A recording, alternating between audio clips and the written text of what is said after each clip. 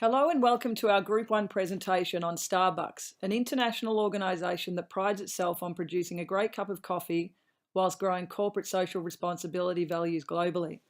We aim in this presentation to identify Starbucks' ethical business practices and evaluate the effectiveness of their processes. The Starbucks mission statement is to inspire and nurture the human spirit, one person, one cup, and neighbourhood at a time. It is a personal promise directed to the customer about what they are and what Starbucks values. Starbucks' vision statement is to establish Starbucks as the premier purveyor of the best coffee in the world while maintaining our uncompromising principles as we grow. This vision statement oversees all the ethical ideas driven to create a more ethical cup of coffee. Starbucks corporate social responsibility programs develop from the 6 guiding principles that are: provide a great work environment and treat each other with respect and dignity, to embrace diversity as an essential component in the way we do business, to apply the highest standards of excellence to the purchasing, roasting, and fresh delivery of our coffee, develop enthusiastically satisfied customers all the time, to contribute positively to our communities and our environment, and to recognise that profitability is essential for our future success.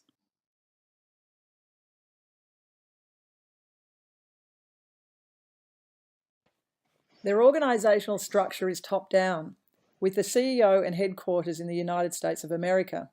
From the diagram, you can identify that the board of directors and CEO are at the top, followed by corporate headquarters, which does functional processes like human resource management for the business.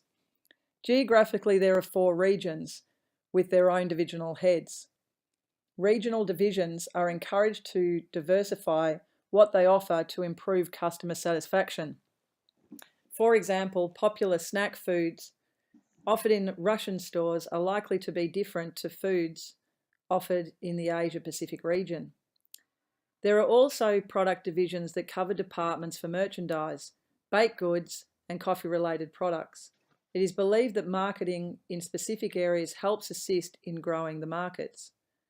The frontline team members are in-store customer service representatives, including store managers, waiters, and baristas, and the term team is used to build employee and customer relations in-store.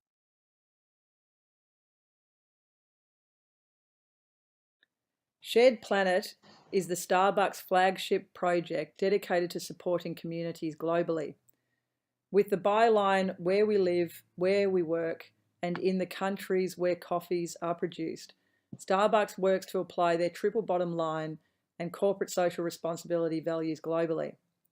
From working in store to assist deaf team members and customers communicate by producing aprons for deaf baristas in sign language, Sherman 2017, to using days like National Coffee Day, September 29th in the USA, to highlight the issues that coffee producers face in developing countries, and also having Starbucks employees working in developing countries to help educate, assisting in replenishing damaged crops, using water more efficiently, and safely using chemicals, if at all. Campbell-Schmidt, 2017.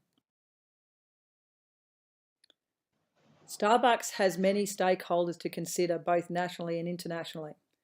Starbucks have a positive reputation for effectively satisfying the needs of their main stakeholders, including employees whom they offer great job security and good working conditions. Employees in the US are paid over minimum wage and offered the opportunity of university scholarships. Starbucks customers are considered one of the top stakeholders, as it is a service industry business. Customer feedback and satisfaction are highly significant.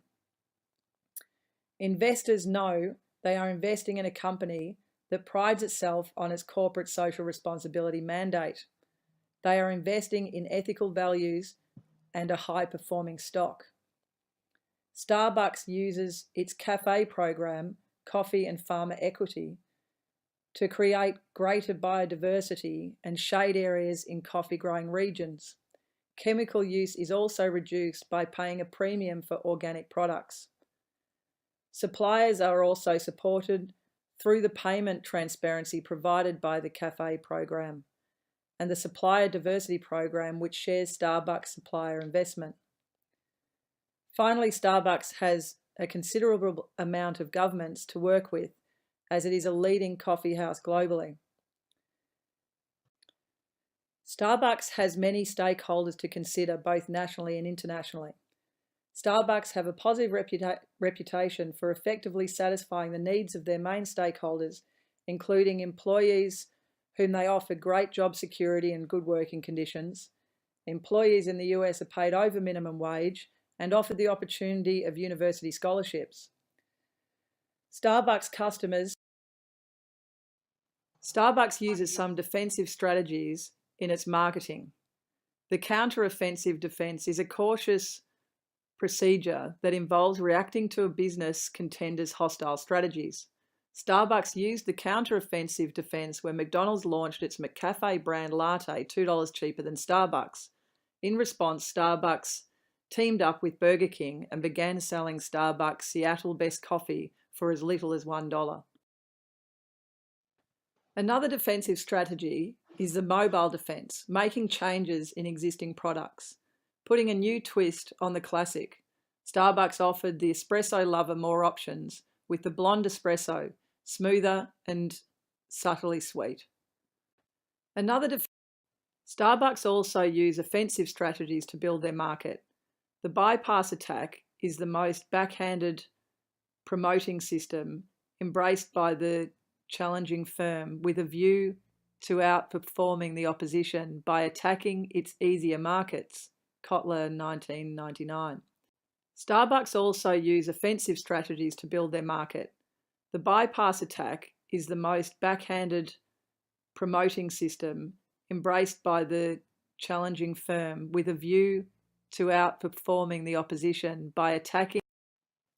The flank attack is another offensive strategy that has been effectively used by Starbucks. According to Spulber, 1998, in the 90s, it could be seen that there was a market for more healthier options. Starbucks chose to use this noticeable change in their customers' interests and introduce products like berry oatmeal and salad sandwiches. The flank attack is another offensive strategy that has been effectively used by Starbucks. Starbucks can include customer experience, competitive employee compensation, and their corporate responsibility programs as good ethical works. Bad press about sexual harassment and discrimination stands against the social media image they have grown. Starbucks has many important factors that go into creating and maintaining their corporate reputation. According to Simplicable 2016, these include customer experience, organizational structure, financial reputation, social media, sustainability, risk management, incidents, and authenticity. There has been a noticeable cultural and ethical shift within the organization since its foundation in 1971. There has been a noticeable cultural and ethical shift within the organization since its foundation in 1971 to today in 2018, when they announced great. According to McElhaney 2008, an organization's legal responsibilities are the necessities that are placed on it by the law. By guaranteeing that organization is productive, guaranteeing that it complies with all laws is the most essential obligation. According to McElhaney 2008, an organization's legal responsibilities are the necessities that are placed on it by the law. And the head of Starbucks is dealing with a major PR nightmare. 2 African-American men were arrested while waiting for a colleague to arrive for a meeting at a coffee shop in Philadelphia. Today, the CEO of Starbucks is calling the arrest reprehensible. And as Jim Murray reports, there's about to be a summit at Starbucks. Overall, Starbucks has a great track record for communicating with their stakeholders. The recent incident in a Starbucks store in Philadelphia in America shows that Starbucks takes their customers and other stakeholders' issues very seriously, and they closely monitor their reputation and social media image. The CEO has promised to tackle the issues faced by these men, starting with closing all of their 8,000 plus stores on May 29th for an afternoon of training around the subject of unconscious bias and conscious inclusion. Starbucks and the CEO have been applauded for facing the issue head on, and it is likely their reputation and perceived authenticity that have enabled such a tough issue to be faced gracefully. The procedure of Starbucks stores over the globe are detrimentally affecting the earth, and they are looking to improve their track record. On average, the worldwide Starbucks stores use 6.78 kilowatts per hour of electricity and 94 litres of water per square foot per month. There are claims that the Starbucks brand is whitewashing the issues, that it neglects its workers, that in some countries baristas are working in second-rate working conditions and kept from making associations like unions. Claims that Starbucks is manipulating and underpaying coffee farmers in developing nations, and that consumers are unhappy with the quality of coffee in countries like Australia that already have a strong coffee culture. The procedure of Starbucks stores over the globe are detrimental. In relation to triple bottom line reporting, transparency and accountability, Starbucks openly publishes its reports pertaining to social responsibility on their official website, where one can easily download CSR reports released by the company since 2001. The report is also published in several languages, owing to the fact that the company operates in 75 markets worldwide. The objectives of the company are to make coffee the world's first sustainable product. They have a vision of building and operating the world's largest green retail business, creating pathways to employment for at least 1 million people and strengthening communities through inclusivity. The CSR report is signed by the president and CEO of the company, thus validating the claims and the figures that have been stated in the report. Starbucks claims that 99% of their coffee in 2018 has been ethically sourced. Therefore, they're confident that their goal of 100% by 2020 will be achieved. By 2020, they also aim to train 200,000 coffee farmers in better farming practices and have invested $50 million through the Global Farmers Fund that helps farmers with financial support. By 2025, they also propose to provide 100 million trees to farmers. The company invests in renewable energy, recycles and reuses the materials that are used in order to reduce waste, and generally aims to promote environmental responsibility throughout their supply chain. Strengthening communities is an objective of the organisation that is fulfilled by creating opportunities for people through education, offering jobs and financial support to grow and develop best practice farming. Their objectives of community, inclusivity and equity are also reflected through pay equity for their workers in the US. These factors impact the strategic management decisions taken by the company. Based on these factors, Starbucks decides the expansion strategy, whether it will be in joint venture or partnership, or whether it will invest directly. Starbucks decides on expansion depending on the opportunities in the internal and external environment of the country, including their labour laws, safety and security of employees, acceptance of Starbucks policies on diversity, regulations regarding CSR frameworks, taxation law, and the rigidity of how trade and business can be conducted in a country. Through Starbucks' life cycle, it enters into many developing countries that do not have the same strong labour laws or the ability or inclination to monitor human rights. International business and global companies have the opportunity to enhance and add value to the societies they work within and help create a more even playing field. Starbucks is a company that supply chain starts with coffee growers predominantly in developing nations that struggle with many human rights issues that are not so readily faced by citizens in more developed countries. Starbucks has therefore taken the position that as a global company, they can continue to institute their expectations and moral obligations to all stakeholders, individuals, suppliers, employees, and business partners. According to Ban Ki-moon, the United States Secretary General, companies in all regions and sectors are demonstrating that a commitment to human rights, decent workplace standards, environmental responsibilities, and the fight against corruption pays off. Some firms have saved money, others have minimized risk. Still others have discovered new opportunities linked to the concept of sustainability.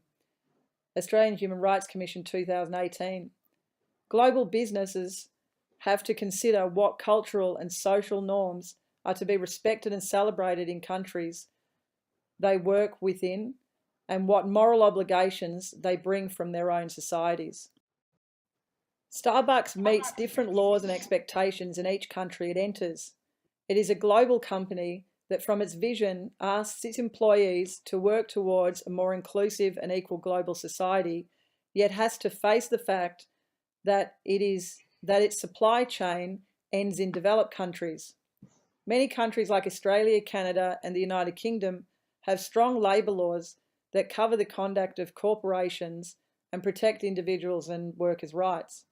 Developed countries often follow the human rights movement and include statements of the rights of children, anti-discrimination, with the rights of individuals to be employed, and the expectation that they are given a fair wage and fair working conditions, including a living wage. Integrating ethics, according to Fennell and Malloy 2007, is how global companies like Starbucks manage to navigate through the tricky world of social contract theory. It is essential that for an international code of ethics to work, that a higher level of commitment is fostered rather than just fear or following rules blindly. Wood and Rimmer 2003. This can be achieved by making sure the code is part of day-to-day operations led by senior management. The code needs to be developed with stakeholder participation to make sure there is buy-in, starting internally, that can build through the supply chain through education.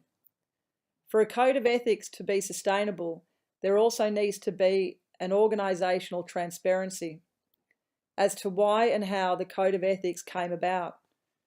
For the long-term sustainability of a level of accountability and reflection about the code to make sure it stays relevant and, most importantly, both adheres to legislation and continues to incorporate the ethical views of the corporation.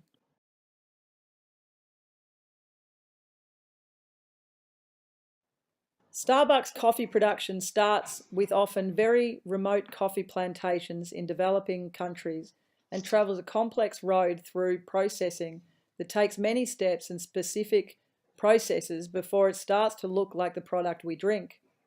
The cradle-to-grave life cycle moves from raw materials through the supply chain into production, distribution, and warehousing, to how the product finds its way to retailers and consumers, followed by its end journey. Gloria 2013.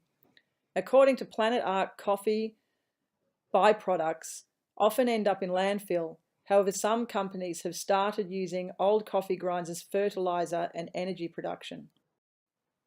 One of the greatest issues faced by Starbucks is the environmental impact of their one-use disposable coffee cup. The amount of energy and resources in the cradle-to-grave analysis of the disposable cup makes it a product that is not viable for the foreseeable future. It requires too much energy to produce and dispose of compared to the time in use. Starbucks have worked to change the amount of single-use cups by selling reusable cups at a discount and offering further discounts when the cups are reused. Questions are still being posed as to how effective this solution will be, as many of these cups are also thrown out prematurely. One of the greatest issues faced by Starbucks is looking at the life cycle assessment of the product. The company can be said to be in the maturity stage, as the company has not expanded its market in terms of new competition. The line of products also have remained the same without any path-breaking innovation in the product development process. The quality of the product is not the only aspect the company has to consider. They have to take risks for future product development. Stark, 2015. The Business Ethics and Compliance Program guides the management to fulfill the mission of the company. With the help of this program, the company develops and distributes awareness. The Business Ethics and Compliance Program guides the management to fulfill the mission of the company. With the help of this program, the company develops and distributes awareness. This diagram shows the monitoring of concerns raised by stakeholders throughout the financial year pertaining to business ethics and compliance. Monitoring the questions that stakeholders are asking about the programs assists in the legal compliance and ethics training of the employees as well as the management of the company. It guides the management to investigate sensitive issues such as possible conflicts of interest and offer channels for partners to voice concerns. Employees are regarded as the most important source of the company. They are the backbone of the organisation, hence a major part of reporting is based on employee relations. In summary, transparency is met through their CAFE program, yearly CSR reporting, and the active social media presence. They show accountability through the CEO being the face of the company and being honest about their role in issues highlighted by stakeholders. They have, however, still to face how they tackle issues like tax avoidance schemes. Their triple bottom line approach increases the sustainability of the product and environment, strengthens links to communities globally, and reduces running costs and increases their ethical reputation. They use both offensive and defensive strategies to promote their products, enabling product differentiation, introduction of new products, healthier options, and price competitiveness. The Starbucks life cycle analysis shows that most production starts in developing countries, with the greater part of consumption in often Western developed countries. Coffee has a very large environmental footprint through its long supply chain, with issues around water usage, energy consumption, single-use coffee cups, and disposal of products like coffee grinds and other consumables, which more often than not end up in landfill. Ethical consumerism and branding is considered through the use of codes of ethics and conduct for all stakeholders. Procedures are reviewed to make sure best practices are in place when issues arise, like the recent arrests of customers in Philadelphia. They promote equity and equality, try to tackle issues relating to discrimination and sexual harassment, and actively apply the law of the countries they are in. In conclusion, it is recommended that the business expand into more product lines to create customer interest and for financial security for future investors. There is still more opportunity for expansion into Asia, particularly China, to keep the brand as a global leader in coffee stores. Consider petitions asking for pay rises for loyal and committed employees. Consider if paying just over minimum wage is fair. Should also develop greater trust in the supply chain and more direct trade through projects like their direct trade, Illy Coffee, have for 5 consecutive years won the world's most ethical company. There is also the scope to improve brand image by keeping the vision and mission statements relevant, with new targets being set to show that the company is looking further than 2020. They need to expose misinformation damaging to their brand or resolve the issues when true, like tax evasion or treatment of workers. Most importantly, for a secure future, the business needs to be vigilant so they can tackle issues before they become out of their hands through government intervention, through new laws, or by customers voting with their feet and leaving the stores. By providing a coffee that could compete with the best certified products, Starbucks will continue to be a market leader.